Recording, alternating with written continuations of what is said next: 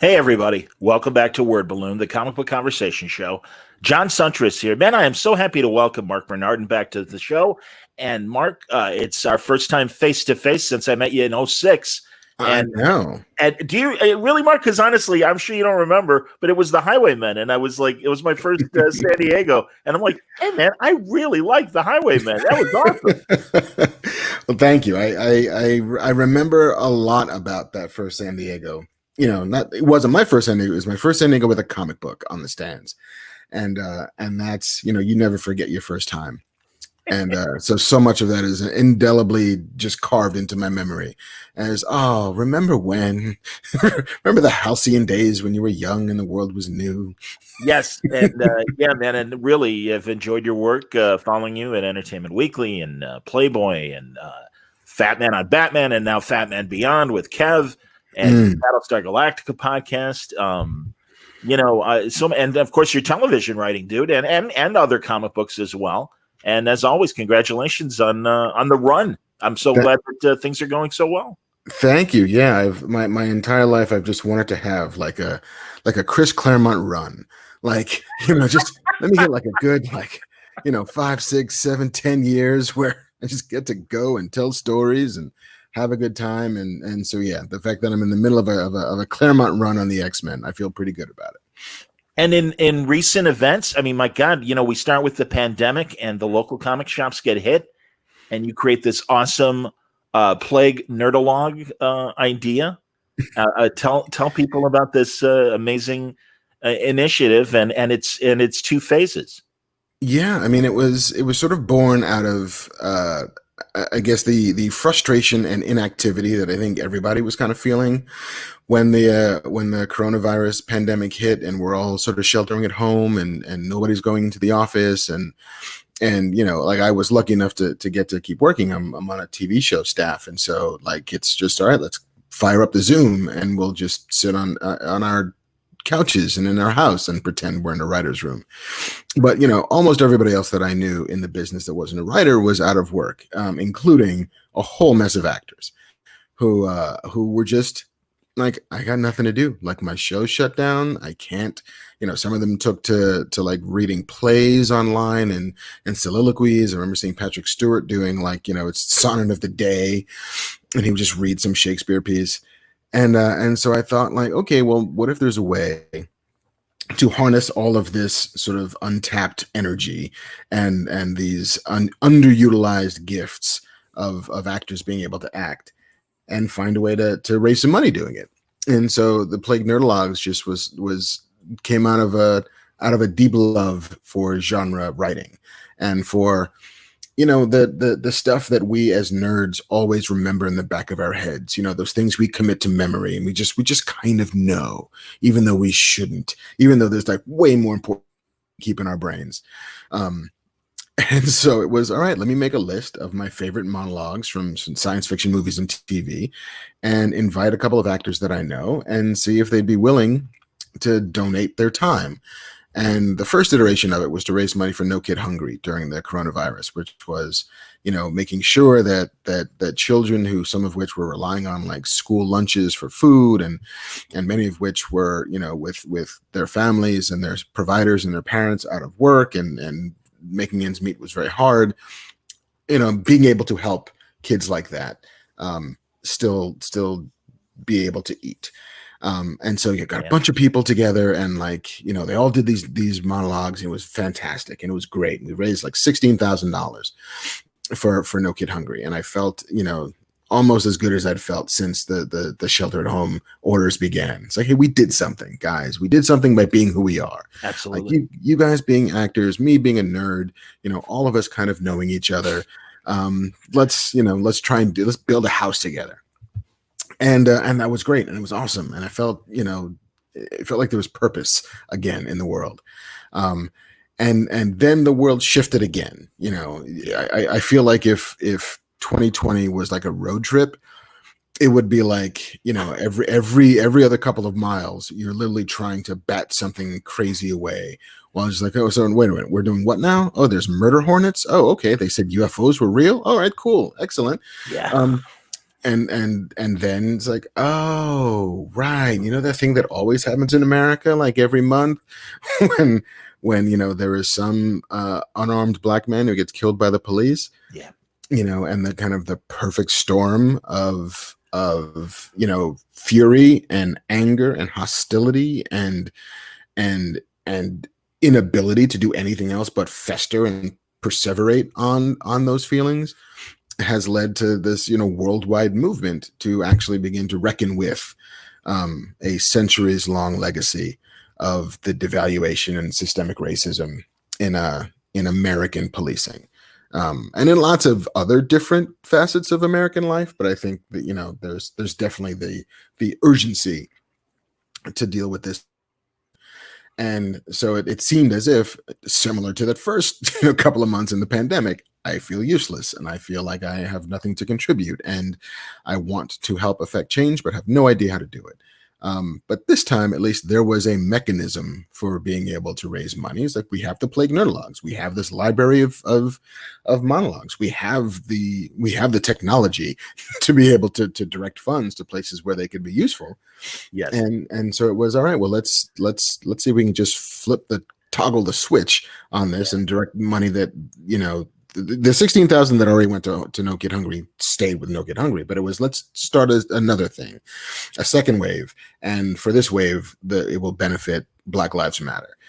And I emailed every person who could contribute a monologue for the first wave and said, hey, listen, if you feel uncomfortable about this, about, in any way lending your voice, which, 6 months ago might have been a controversial stance. But today, right now, I think everybody realized that, like, no, this is absolutely the thing that we should do. And so, yeah, everybody, I'll read you the list of who was involved in the first wave. Jonathan Frakes, Tricia Helfer, Phil Lamar, Cameron Cuff, David Desmalchin, Azita Ganizada, Todd Stashwick, Rob Benedict, Yuri Lowenthal, Ruth Connell, Rekha Sharma, Tiffany Smith, Damian Poitier, Aaron Douglas, Hal Lublin, David Blue, and Clark Wolf. All of them, wow, had given, their time. And I had no idea how difficult memorizing a monologue is, because I did one, and I only did one because I already knew the words. And like, the people are like, I'll get it to you tomorrow. And they would, somehow have down, easy 2 minutes of just straight speech, letter for letter, word perfect. But yeah, so they all gave it for the first round. And then once we announced, internally what the second wave was going to be for, the floodgates kind of opened up, and, people began opening their Rolodexes, because I'm beaming to you now from 1998, where we still have Rolodexes. I still say Rolodex. Don't sweat it, Mark. It's all good. Yeah, their contacts on their phone. I just started texting people.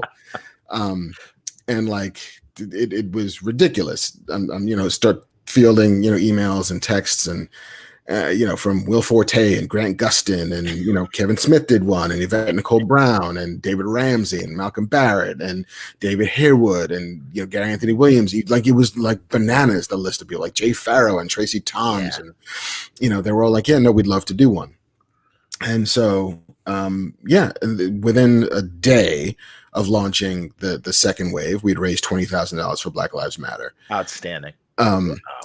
And we had, like, it was like, listen, I'm going to just email people. Like, I'm going to start DMing people. I'm just going to, like, start taking shots. Like, who the hell knows what's going to happen, but I'll never know unless I take the shot. Yeah. And so I sent this DM like 3 weeks ago to Lin-Manuel Miranda. And I was like, hey man, listen, I know that you're busy, because you're always busy, because you've got like 19 things happening and you're raising millions of dollars for any number of causes.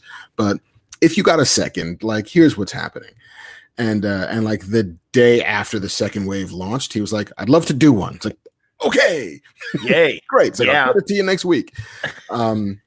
And he was like, I want to do Adama. I want to do, Commander Adama from Battlestar Galactica. And I was like, yes, you do. Sure thing. And he turned it in, and it was great. And, yeah, it is. And again, within like a couple of hours of him like posting that he did it, suddenly we're now at $40,000. Outstanding. In like a week of launch, less than a week from launch, we raised $40,000 for Black Lives Matter, and we're still going. And it makes it makes me feel helpful in a way that I haven't during the entirety of this. And it adds purpose in a way that has been lacking during the entirety of this. And it's all from just a bunch of nerds being exactly who they are. And I love that. It's a stroke of genius. Here, an Englishman in San Diego wanted to know more about the monologue you did. The reciting of the Litany Against Fear is absolutely stunning. Yeah, no, I for the second way, I was like, you know what, I'm going to do one, but I'm going to like sneak it in there. I'm not even put my name on the press release. I'm just going to like, just because it's mine. It's like, it's the equivalent of, I own this comedy club, so I'm going to go up and do a set. But at like 3:00 in the morning when everybody's drunk and nobody notices, I'm not going to take any shine off of anybody with actual talent. And that's when I realized, like, oh man, this is hard. And every person who's done one of these has had in their careers a moment where somebody's handed them a page of dialogue and says, all right, we're going to shoot this in an hour. You have to get it down. And they do. And they have whatever crazy mnemonic device and technique they have. But like, they've all been handed, 4 or 5 pages worth of dialogue that they have to spit out. And I don't understand it. It's a skill, and it's a talent, and it's a gift that I don't possess. I don't know if you were ever an old time radio fan, but I am. And one of my first of all, I'm a massive old movie buff, and I love this old radio show called Lux Radio Theater, where they would do an hour adaptation of films.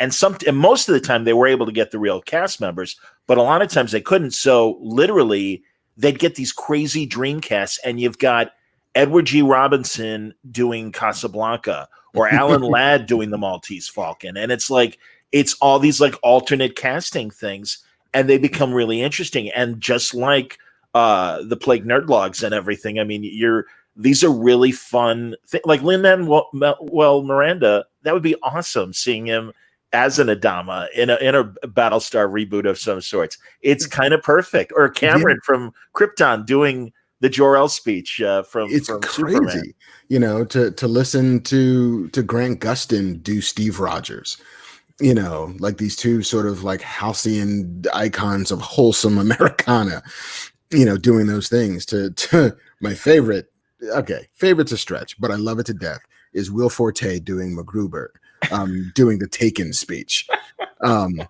And it's just like, it's finding those collisions of people and content.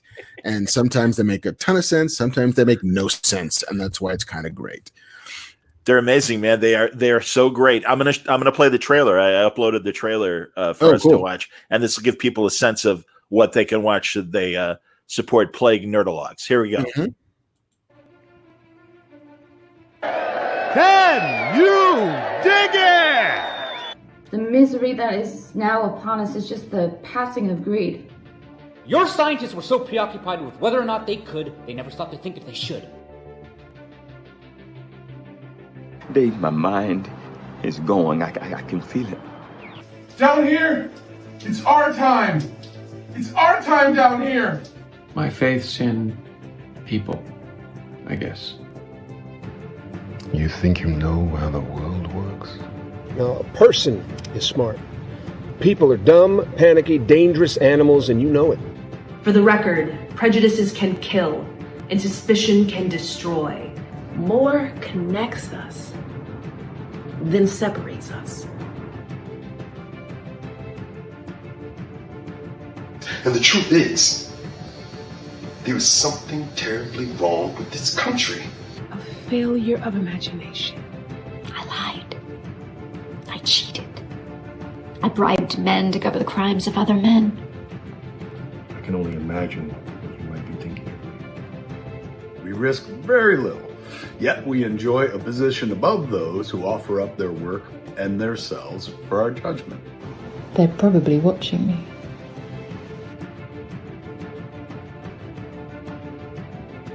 We shall found our own armies, our own religion, our own dynasty.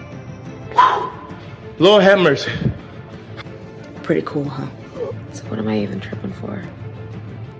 End it now.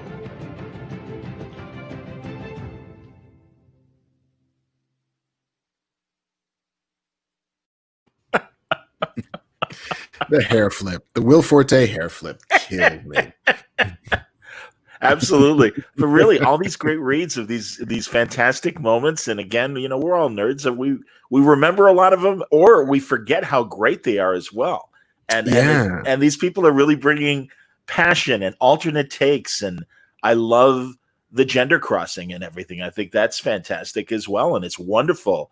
And forgive me, I don't remember who did the great Captain Sisko speech from Deep Space Nine in the Pale Moonlight when he's really confessing his soul. And it's just these are great.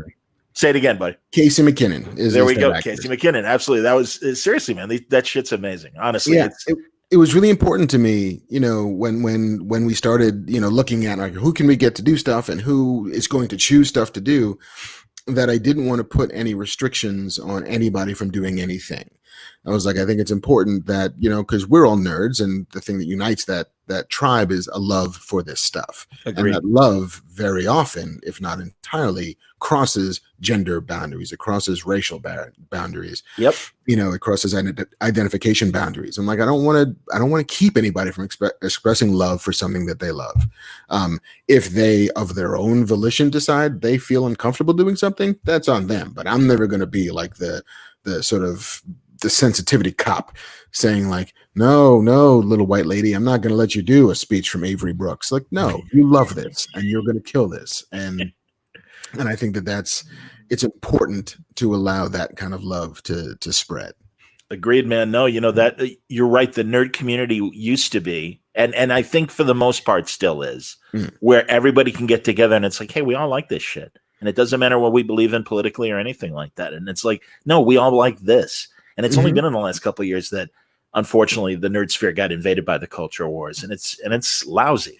And what I love about what you're trying to do, please, I'll let you comment in a second. But honestly, what I like what you're doing with this is, it's cool. It appeals to the nerds. It's fun, and it's really a positive thing. And it really all it does is express positivity. So please, my thoughts. Yeah, no, it's all about love, and I do think that the toxicity that has invaded the nerd sphere, I think it was always there. The problem is now it has a microphone in a way that it didn't before. Yeah. There was always the gatekeeperiness. There was always the, how dare you do this to this character that I love, but that was always like conversation in the comic book shop or, outside a movie theater or whatever. Like it was, intimate, you and your buddies, and one person didn't like it and a bunch of people did. And that's so forth and so on. But I think the internet has amplified the vocal minority in ways that don't entirely reflect the somewhat silent majority, and empowered those who don't particularly deserve to have that power. That's just me, but yeah, no, I love it to death. It has made it's made my heart swell during days when otherwise my heart would break, and I'm thankful to everybody who was like, yeah, no, I'll do it. What do you need? They're like, David Desmalchin was the first person to give me a video. Like I sent this email to a bunch of people, and like 2 days later, one just showed up. He's like, hey, I already knew this one. I already knew Roy Batty's speech in Blade Runner. So here you go. That's fantastic, man. All right, so people can, and also the great thing is too is you're really great about this. Very much like Panel Syndicate, it's pledge what you want. Yeah, I mean, from $1 on up, pledge what you want. There's like no password really. It's once you have access to it, you can keep going back to it. There's videos getting added all the time. If you contributed for the first wave for one charity, you got to see the second wave anyway. And like once there seems to have been some, meaningful change, legislation wise, charges wise, all of those things. Once the need isn't quite so stark to raise money for Black Lives Matter, like we'll make them all free. Like the idea was always like that they'd exist. They'd be out there as a good thing to distract people from the bad things in the world. But for now, if we can use it as a lever to separate people from their money for a good cause, we still will. That's cool. My buddy Wayne is asking, will there be a wave 3? It depends on how long these various social forces are in place. I think that once actors can go back to work, then like the talent pool begins to evaporate, and Sure. they have to bend their talents towards their actual careers. But I think that there will still be pieces showing up. I'm not sure if there's going to be another like giant press surge of like, hey guys, we got the press out and it's a third wave and we're doing it'll just be, here's some more cool stuff. Okay, man. Like Lynn was like, would have loved to have him for the big launch for the second wave, but it was also, we got it when we got it. Let's put it up when we get it. I hope this helps direct more people to it if they weren't already aware of it. And someone asked, and seriously, I will not even like worry about the fact here. What is it? Nobertus Doms. Love you guys. Between Word Balloon Off Panel, Dave Harper's a great podcast. And Fat Man Beyond. I see a lot of synergy with these podcasts. You guys listen to each other actively. Just curious. Honestly, Mark, I do. And it's okay, it's fine. Again, I mean, you're a recurring guest, so at the very least, I know you're at least paying attention to me when I'm talking to you, and that's fine. That's totally fine. There's no obligation there. But I will say that I absolutely enjoy both of those podcasts, not only Mark's, but also Dave Harper's Off Panel. Good stuff. Yeah, I've never listened to Dave Harper's. And my podcast listening in general has plummeted drastically in the last 4 months because I just don't have, I listen to every podcast in the car during my commute, and I don't have a commute. And so I haven't listened to much of anything, but I always treated Word Balloon a bit like I treat like Marc Maron's podcast. That's very kind. Yeah, which is like, if there's a guest that I have a particular, affinity for or knowledge of or what have you, then I'll listen. But if I have no idea who this person is, probably not. No. And that's, you described my kind of podcasting habits with Mark's show. Just listen to Jerry Seinfeld, and that's a couple weeks ago. And there'll be a few in between that I'm like, I don't know that person. Don't know if I want to know this person. All right. Yeah. And then, just the indifference. And I agree with you. That is one of the things, obviously, with the pandemic. Everyone's commuter time is gone or very limited. And as I was telling you before we started going and stuff, I'm new to video, partially for that reason. And also, as you say, to get the people that you've been able to get to help you with the cause, I've reached out as well. And it's like, hey, I've never talked to Grant Morris in more than 8 minutes in a video interview. Maybe I can get him for a little bit longer. And I reached out to DC and it happened and stuff. So, And through your, honestly, man, Jay Farrow, awesome. I love Hurley from Lost doing his speech. And I mean, and Grant, like you said, doing Captain America and Katie Lotz. I mean, all these people are just, they're fantastic, and it's fun. It's positive, and it's really, really cool. So I'm glad you're doing this. And I just, honestly, it's wonderful. And again, so Plague Nerdalogs. ThePlagueNerdalogs.com. ThePlagueNerdalogs.com. Thank you, sir. And I mean, if you can only afford to give it a buck or two or whatever, you get full access. That's awesome. And I think that's wise. And I think a lot of people will take advantage of that. So I'm, hoping that we can point people in the right direction and everything. Yeah, no, I appreciate it. And it's also funny that once I started pulling the monologues that I loved, and once people started suggesting the monologues that they loved, this thread began to, or maybe thread is the wrong word, but this groundswell of realization that so much of the content in the movies that we love is also somewhat revolutionary. Anything that V in V for Vendetta says is a call to action to overthrow a government.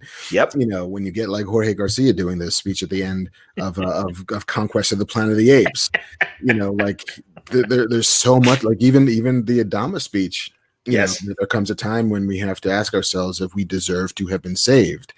Why did we deserve to live and the Cylons to die? Like, we've never asked ourselves why we deserve to be the ones to win. Like, a lot of these speeches end up being about, both hope and change and utilizing power to help coerce hope and change to manifest. And there's both something inspiring and nurturing and warm about a lot of these. At the same token, there's things that are somewhat incendiary and revolutionary about them. And I think that's perfect for the time that we're in.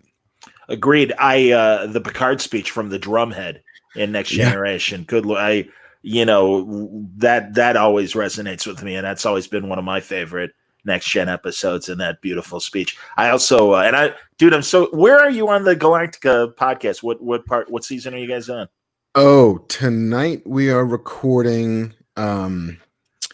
Sometimes a Great Notion, which is the 11th episode of the 4th season. So we are careening toward the finale. Yeah.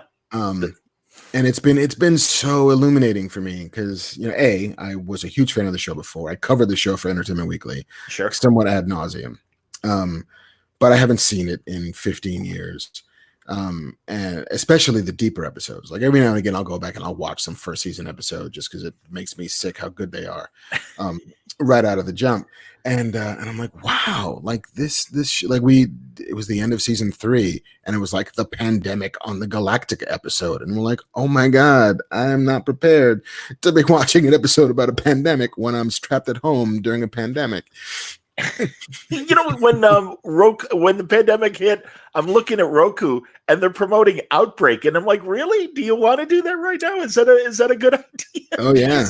Or what? Here's one that freaks me out, and Mark, you're old enough to know too. Soylent Green. They did a whole month on Edward G. on Turner Classic Movies, and that is such a great movie. And I always tell people, because younger people, it's like Rosebud's the Sled. Yeah, we know, but you're missing the movie if that's all you know. And the same thing with Soylent Green as People. And it's like, no, this is a great suspense procedural. And goddamn, now with the demonstrations, with the concerns of meat shortage and everything else that's in that movie, it's like, and it takes place in 2022, and I can't watch it. I cannot watch. I mean, I know all this stuff because I've watched it many times, but I'm like, I can't bring myself to watch it. I know it's a great movie. Too close. Damn straight, man. So yeah, it's insane. But yeah, I all right. That's excellent about the Galactica stuff and everything. Now, I know you can't give us any detail, but you're now a writer on Star Trek Picard, and that's awesome. And as I told you, man, seriously, it was truly a sigh of relief in terms of, all right, here's a writer that I trust that's going to be, contributing to Star Trek. So that's cool. And I know and in fact, am I right? Was your first attempt at a screenplay? Was it like kind of a next gen script? Yeah, it totally was. I was a junior in college, and there was a screenwriting competition. It was like, you have to write an episode of a currently airing TV show as your entry to this competition. And I'm like, well, the only show that I'm watching that I know the characters well enough to know how they sound is it's Next Generation. So clearly I'm going to go out and write a Next Generation spec episode. And that was, God, at this point now, 30 years ago, wow. 28 years ago. This would have been like 1992. So damn.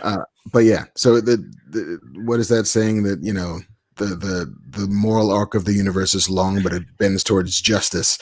Like the nerd arc of the universe is also long, and eventually it bends towards, home.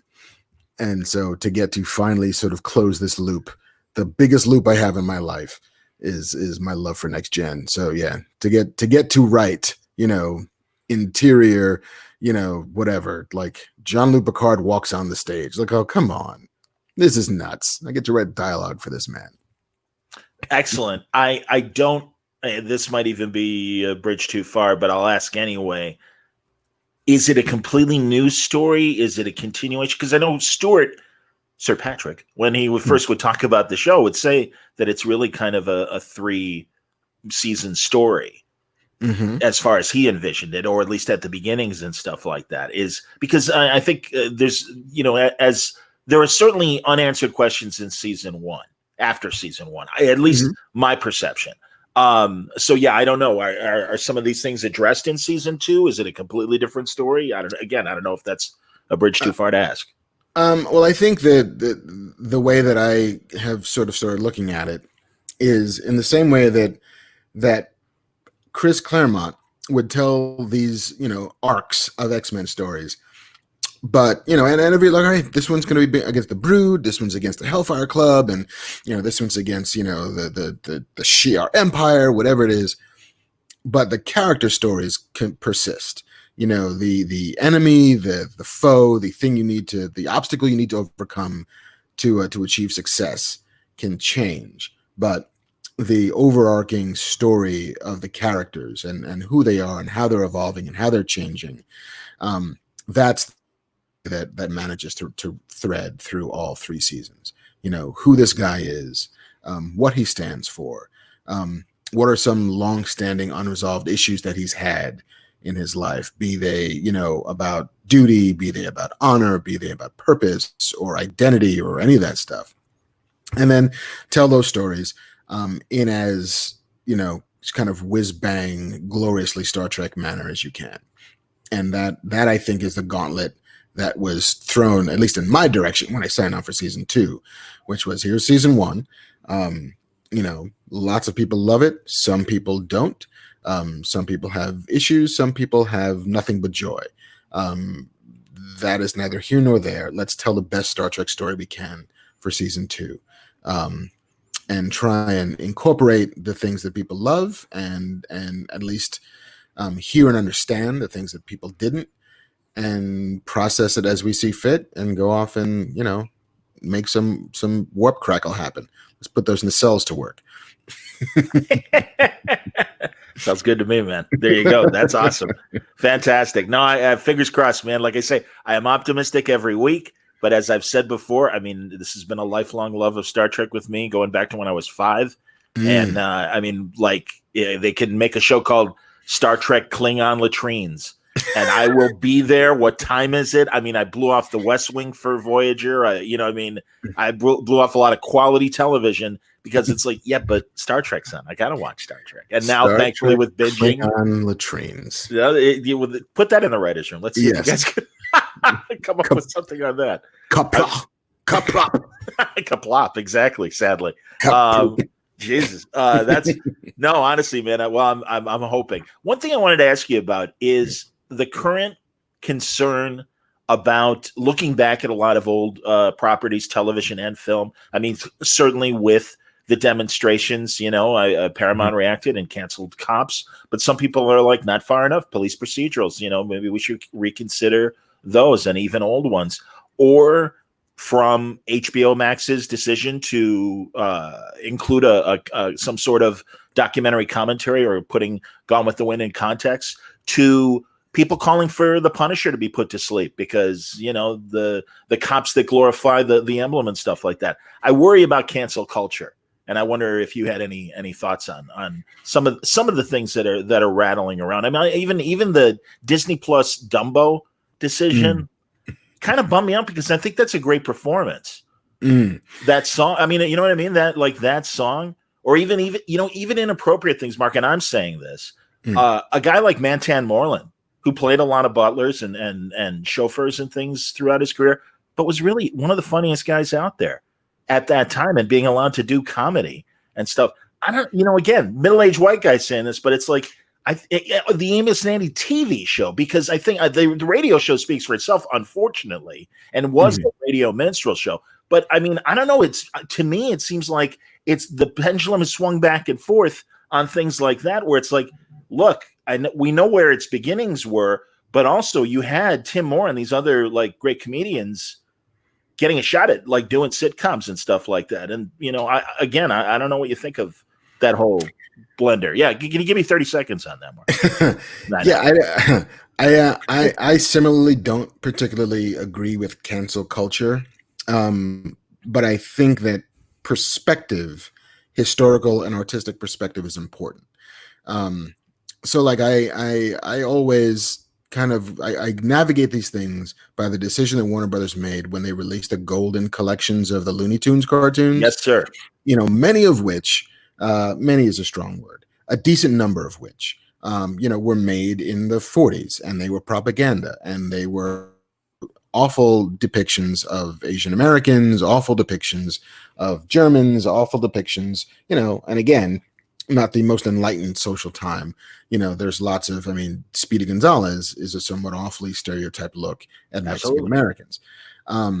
But what they did was, rather than scrub them, rather than put them behind a wall and never release them, there was always a placard, like this big kind of warning / adviso that appeared before each of those cartoons, saying, we understand that today these depictions are awful and horribly stereotyped, but in the efforts to maintain and preserve the artistic integrity of the time, we're going to present them to you uncut.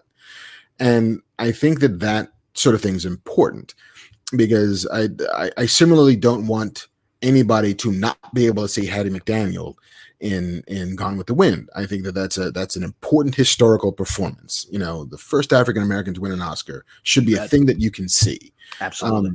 But adding some either it's a plate before the movie starts, or a 10-minute documentary short after the movie ends, trying to place that in some historical perspective.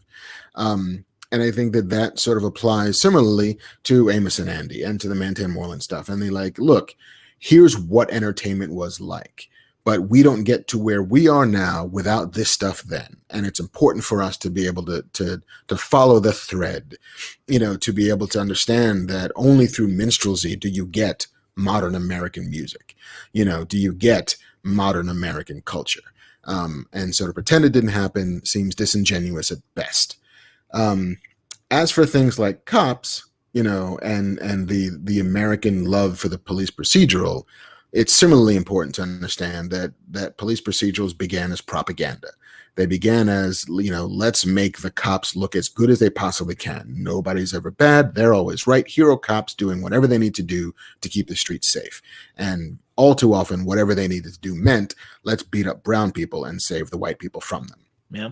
And that goes as far back as, Dragnet, Car 54, where are you? Like it's baked in to that particular format. And so when you follow it over its evolution, like we've since forgotten where it came from. And now you just get shows where it's, the cops are the best people in the world. And everybody who's not a cop is like kind of side-eyed because you're either in the way of our investigation or you're the thing we're investigating. And it seems as if there needs to be, and even in shows like The Shield, which are great, even in shows like The Wire, which are great, it's finding ways to appropriately position police in a way that reflects those policed, how they feel about the police. It's often been a one-sided conversation. I could give a crap about Cops, particularly, as I could give a crap about most kind of documentary style reality TV. Like, whatever. Like, but I don't particularly get the appeal of it, nor do I think that it's a thing one needs to defend nearly as much as one needs to defend Sesame Street, apparently.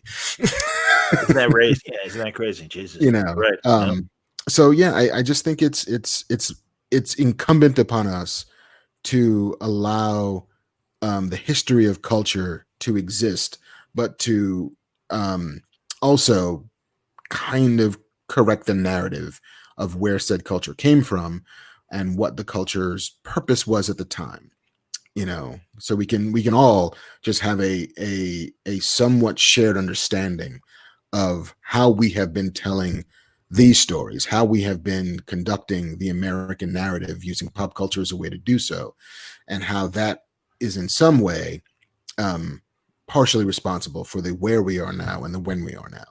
It was somewhat discomforting to see that as the Black Lives Matter protests were happening, movies like The Help and Green Book were the things that people were turning to in the same way that they were watching Outbreak during the pandemic. It's like, guys, I know I get it, but this is not the place you should be going to have an understanding of how the world got to be where it is.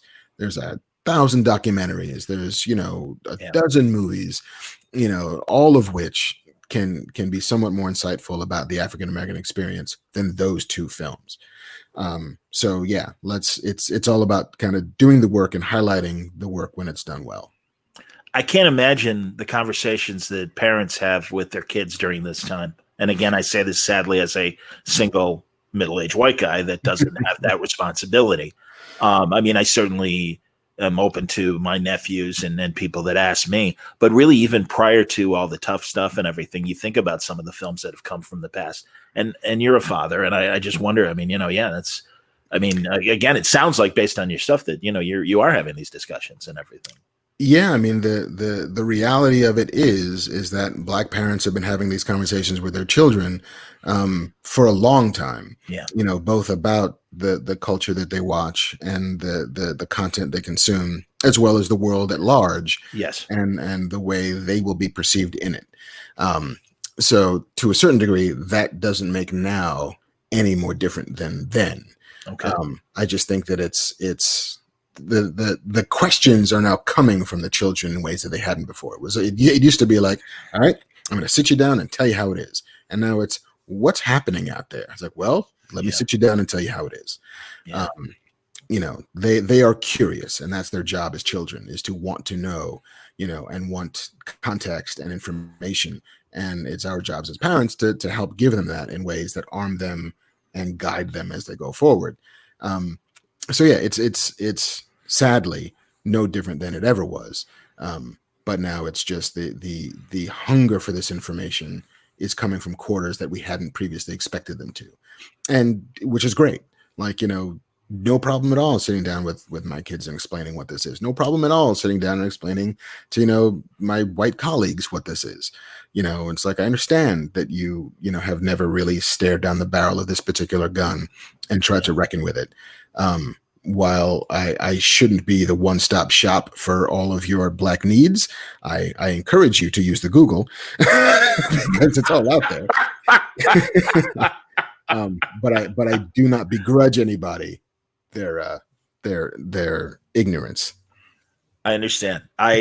You know, literally 2 years ago, just on the culture wars in general, had the chance to have Kareem Abdul-Jabbar on when he wrote his Mycroft Holmes book. Mm-hmm. And I love what he's doing in the Hollywood Reporter and his essays. And I'm like, really, seriously, can never say it enough that I'm like, God, thank you for being out there and being willing to as someone who's experienced the culture wars for most of his life and really being on the front lines and to give the perspective of what was happening in the 60s through, you know, now, and have that kind of perspective and everything, I think is so important. And totally. So I'm really glad, you know, people, you know, that he's out there to help us. And that's one of the places that Google will point you to get a good, a good perspective. No, that dude was, you know, firsthand. Eyewitness is the wrong word because he was actively participating in it. Yeah, man. And so, you know, he was one of the first ones on whatever the Omaha Beach of race in America was. Yeah. And to be able to still have him, you know, vibrant and vital as part of the conversation is, you know, institutional memory is a thing that, you know, you talk about in corporate sort of speak. They're like, well, we have to have people who knew how it was done then, so we know how to do it now and how we can make it better. And then watching, you know, every outlet that I've worked at some point purge all of the older people to make way for the cheaper younger people. It's like, you guys, I don't know if you know what you're doing, but there's going to come a time where we have to write on whomever, you know, old person who just died, and nobody here has any idea who they are except from like voiceovers and commercials. Like, we're losing the institutional memory, and Kareem is the institutional memory of the sort of civil rights movement as it funnels through popular culture.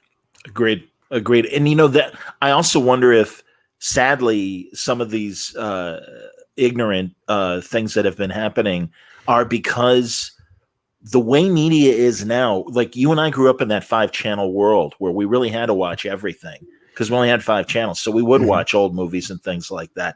And now this newer generation is so insulated with the media that they receive, unless something like this sadly happens and really does shake up the entire world, that they are kind of insulated. And history is easy to be repeated because they're kind of in a safer bubble. And that's where I kind of worry, going back to that original question of canceling culture. It's like, you know, the old adage, you don't know where you're going if you don't know where you've been. And as you just pointed out, institutionally and stuff, both in the corporate world and in the real world.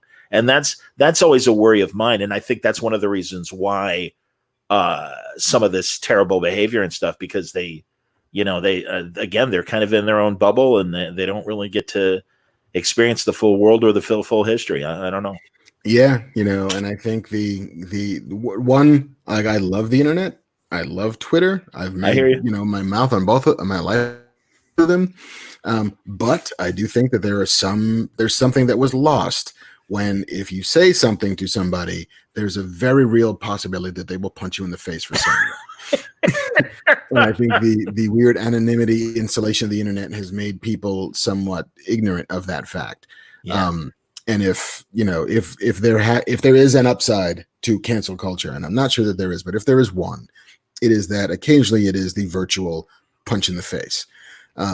Sometimes it goes deeper, and very often with good reason. Like, oh wow, that person's about to lose their job. Like, I see it coming right down the pike because here's what you said, and we all saw what you said, and here's what you did, and we all saw what you did. And it turns out that we don't have to accept that if we don't want to. That there are real world ramifications for things one says and does in a virtual space. And I think that there is some validity in that. I'm with you, man. I'm with you. All right, we'll lighten things up as our closing minutes now.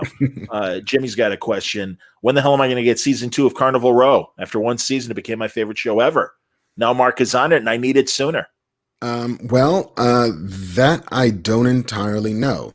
The premium cable streaming space is one where time is elastic, like during a pandemic, where just everything feels like it's going and going and going. And you're like, are we in the same year? Is this the next year? I don't know anymore. Yeah. Like I wrapped on Carnival Row. When the hell was that? Where are we now? It was like August of July. It was just after Comic-Con. Okay. Wow. Of last year. Yeah. And we were writing, and then we wrapped, and then they were off doing production, and then there was a shutdown and a startup, and I think they finished principal photography, but they were going to go back and do some reshoots, but then that became a whole issue because, oh yeah, by the way, we're shutting down Europe. So I honestly don't know when season 2 of Carnival Row is going to premiere. Okay. I would think that it would be sooner rather than later, but that would just be guessing. Trying to read tea leaves, and I don't drink tea. I understand. And like you were saying, obviously you guys are breaking story for Picard virtually through Zoom.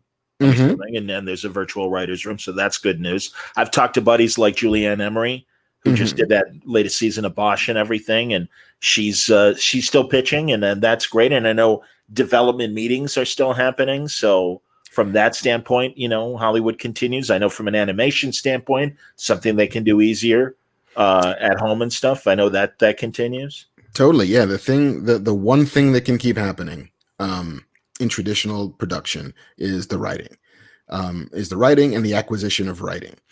Because, I can happily get on a Zoom and pitch somebody my idea for a TV show. We can all get on a Zoom and talk about how we're going to tell this story. Netflix is investing massively in animation. And I know that this has been, not to say a boom time for them, because it's not for anybody really, but animation is going full guns, and everybody's realizing it's like, oh wait, we can start on this now. We can keep going on this. There's a hunger for this. Excellent. We will ship as many, computer rigs as we need to as many houses as we have to, so people can keep working. That's cool. I haven't watched it yet. It just dropped, I guess, today, maybe, or yesterday. Maybe it was yesterday. Frank Miller's Netflix show about King the Arthur legend and from the Lady of the Lakes perspective. Oh, really? Yeah. Oh, there you go, man. All right. So there's some homework for you for next Tuesday. When you guys do the next Batman Beyond. Is that going to be? I watched your last video from the 11th last week, and I know. And forgive me, I guess I lost the train of the conversation. But will that be Tuesday? Is that the first live show that you guys are planning, or did you guys already do one? It'll be the first show where we're probably going to have people in the audience. Yeah. And I'm not sure how we're going to work that out, the logistics of it yet. But it's, we'll find a way to social distance in the cantina. We'll find a way to make sure that everybody's safe, not the least of which is everybody there and the bartenders and the servers and Kev and I. But I think we're going to try it for Tuesday. Which, I'm both excited to do and somewhat apprehensive about doing. But I think that JC, at the very least, who the owner proprietor of the Scum and Villainy Cantina, is like, no, we figured it out. We know exactly how far we got to seat people away. We know how many people we can hold in the space, and we have a plan to keep you guys, somewhat insulated. So if that's the case, then the show must go on, and I'm excited for it. That's great, man. No, and I understand, and eventually, these things will come back. I continue to wonder what things like both your live show and conventions, and even the experience of going to comic stores, and how that's all going to change in whatever the new normal will be. Yeah, like I am not sure yet about movies. My favorite thing in the world to do is to go to the movies, and to go to an opening night of a giant blockbuster and be in a crowded theater and everybody's feeling that energy and excitement. I have no idea when that is going to be replicable again. I don't imagine that it's until next year at some point. As hard as Christopher Nolan is trying to make that a reality for like a month from now. Yeah, Tenet. I don't think that's going to be the one, but yeah, it's a thing that I desperately want, and I'm also similarly in no rush to get. Yeah, it's sad. I hear you, man. Well, all right. In our closing minutes, we'll remind everyone again to go to theplaguenerdilogues.com. A great cause. The proceeds are going to Black Lives Matter.